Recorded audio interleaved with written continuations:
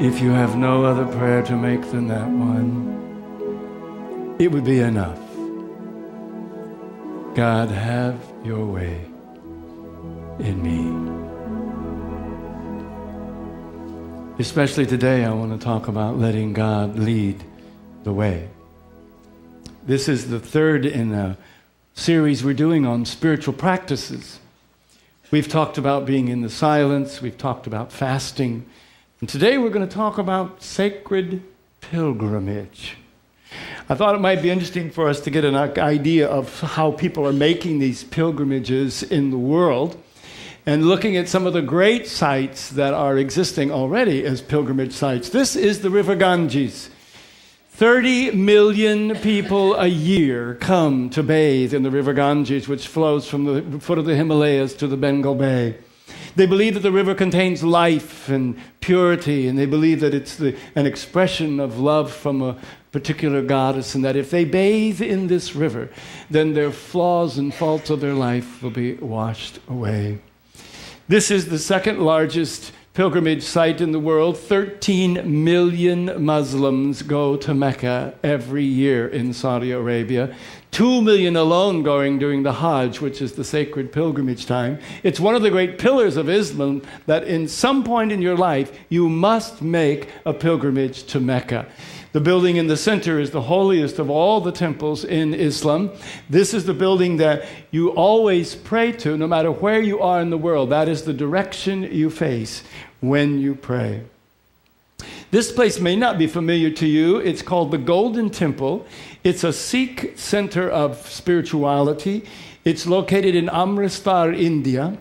There are 50,000 people every day that go to this temple. Sikhs are a very open-hearted religion, and so they invite everyone to come to this temple, regardless of your spiritual path. They believe that if you come there in the right frame of mind, you can have spiritual comfort and healing, and of course, prayer. This is the Virgin Mary in the Guadalupe Chapel in Mexico City. This is the largest Christian pilgrimage site in the world. 10 million Christians go every year to Mexico City to be in the center of all this activity. This is one of the few pilgrimages that I have actually made. There's me, and then that's, of course, Mary, and there's Reverend Rafael Taruno, who's in Mexico City.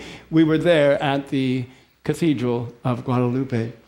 This is the Via Compostela, one of the older Christian pilgrimages. There are many ways to make this pilgrimage. There are trails that lead from all over Europe, England, and Northern Africa. So there's not a set length to it.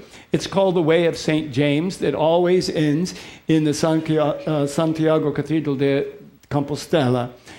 There are, last year, 192,000 people made this journey. I think there may be some here who have done that as well. This is a picture of Lourdes Fountain Pool in France. This is one of the large Catholic Mecca places. They come for healing. This is where the Virgin Mary made a certain appearance. This is one of the more interesting ones to me. This is Jerusalem. Jerusalem, they really don't know how many millions of people come because it is a sacred site to many different religions.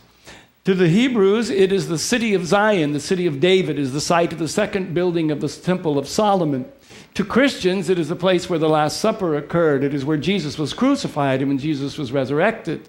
For the Muslims, it's the third holiest city in all of the Islam world. This is the city where Muhammad ascended into heaven. So it's visited by a variety of different people in a variety of different cultures. This is the Bodhi tree in Bodh Gaya, India. It's under this very tree that it said that the Gautama Buddha sat for 49 days until he insisted upon and received enlightenment. They have 1 million people a year come to sit under this tree and to receive that same kind of enlightenment energy. But I have something exciting to tell you about this place. In 1913, there was a woman here in Honolulu named Mary Foster who was quite a benefactor of missionary efforts to the East. And in their gratitude, they gave her a sapling from this very tree. She planted it in her yard, and when she died, she gave all of her yard and her property to become the Foster Botanical Gardens. Right down here on Vineyard, you can go and you can sit under the Bodhi tree. Isn't that awesome? I just think that is the coolest thing in the world. And this is, you may not recognize this one, this is Unity Village. It's located in Lee Summit, Missouri, about 15 miles outside of Kansas City. That's the actual tower where that was the big landmark there. For many people, going to Unity Village is a pilgrimage. They have classes, retreats, and all kinds of prayer activities. So that's just some of the ways that people make their sacred pilgrimage. So I want to talk a little bit about what a pilgrimage is. And I guess I first want to say to you that a pilgrimage is not the same thing as a trip. Okay? You've all taken trips. Trips is when we go someplace and we know we're going to go visit this place or we're going to go do this place. I know what that's like. A pilgrimage is not a journey to someplace outside. It is a journey within. It's so important, if you want to commit to a spiritual practice of pilgrimage, to know your destination. And the destination for a pilgrimage is here. It is not out there. And it doesn't even have to be really very far away. For a person who's been severely injured, sometimes just taking a few steps on their own can be a sacred pilgrimage. Sometimes a pilgrimage can be if you have a neighbor that's kind of obnoxious and you don't really like them and you're trying to be a spiritual person, and so you get this guidance from within that says you need to do something nice for them, so you bake a plate of cookies. The pilgrimage is from your house to theirs because it's an inner journey that you make. It is so completely different from a trip.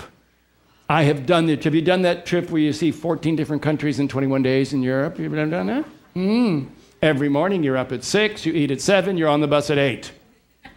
And then you sit there and you watch Europe go by. Wow. And it can be, well, I suppose it could be a pilgrimage if you were like trying to practice patience. Especially for those obnoxious people in the seat in front of you. They have to take a picture of everything. I'm really kind of over it, but, I remember. So pilgrimages don't have anything to do with distance. They can be a walk around the park. They can be steps that you make towards someone that you haven't really wanted to make a step towards. I would think that the most important pilgrimage is to do the thing you most don't want to do.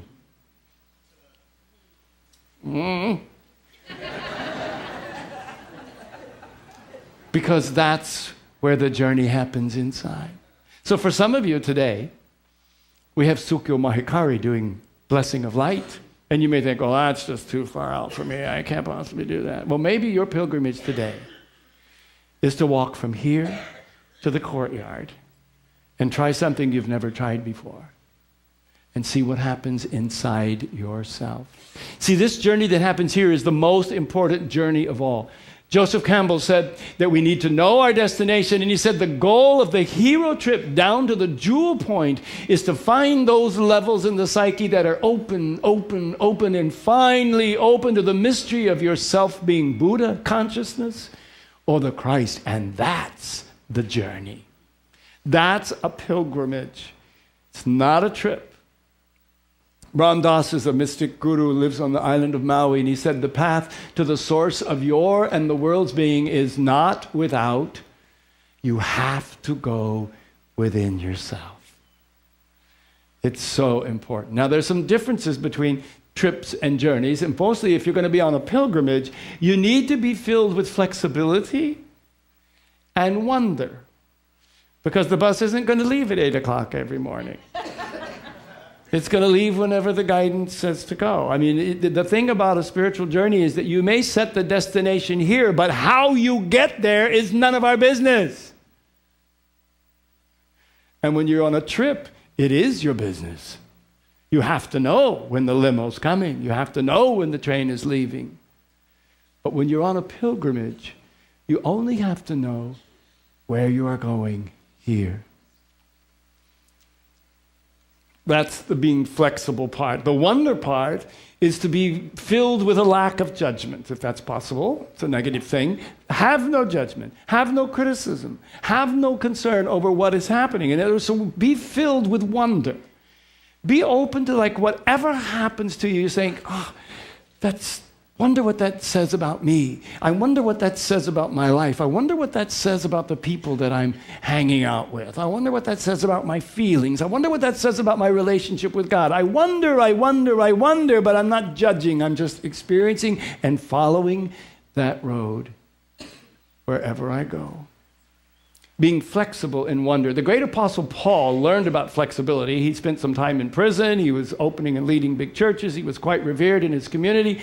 He wrote this. He said in his letter to the Philippians, I found the recipe for being happy, whether full or hungry, hands full or hands empty.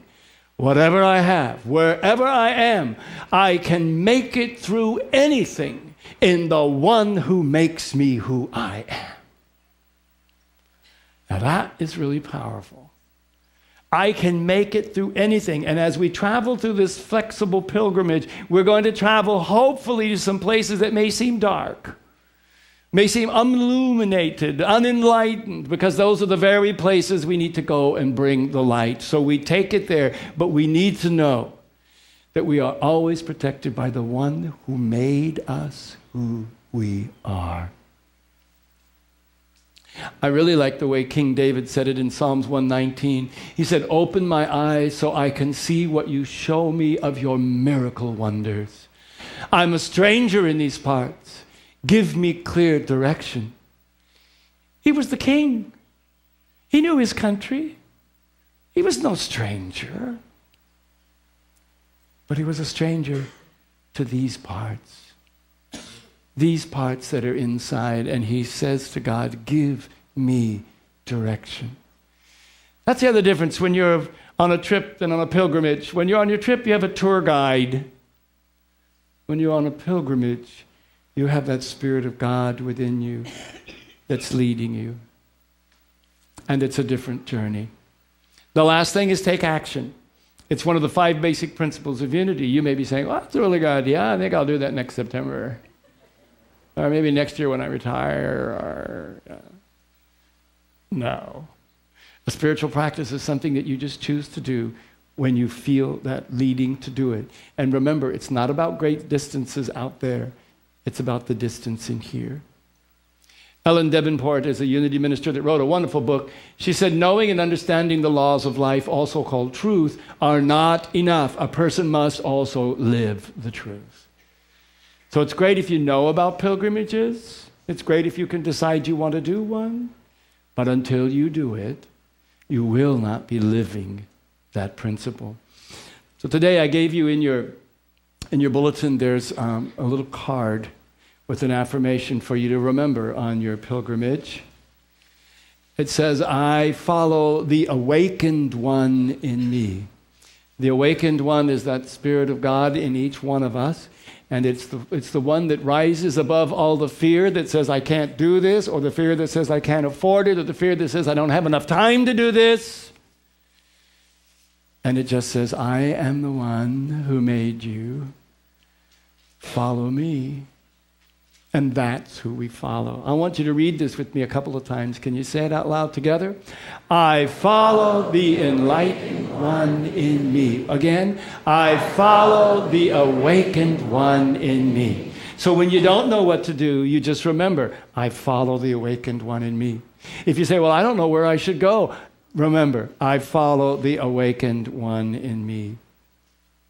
When you make that journey, you will have made the greatest journey of all to actually a place we've never really ever left.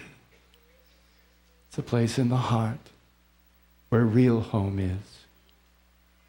Will you close your eyes with me for just a moment, please? We're going to have a time of meditation when you get to connect with that awakened one within you, and I invite you to take a moment to feel that connection, to know that there is leadership and guidance for you within. And it is the most important leadership and guidance in your life. in these quiet moments, we're all going to collectively come together in just a time of quiet where you and the God of your being can commune in the sacred and holy silence.